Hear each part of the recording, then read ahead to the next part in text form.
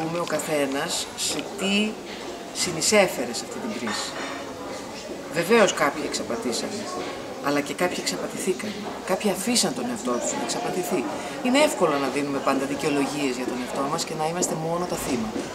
Αυτό είναι πάντα μια εύκολη λύση. Και μας κάνει να αποποιούμαστε την ευθύνη για οτιδήποτε. Μα δεν είμαστε νήπια.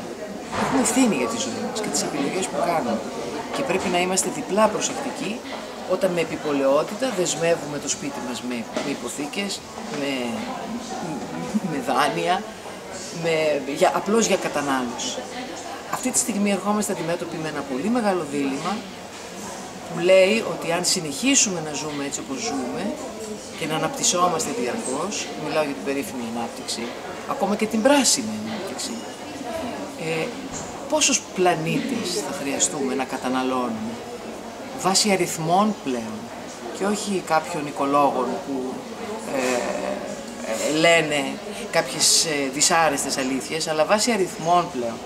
Πόσους πλανήτες θα πρέπει να καταναλώνουμε όταν φτάσουν όλοι οι άνθρωποι του πλανήτη να θέλουν να ζουν με το πρότυπο του αμερικανικού τρόπου ζωής.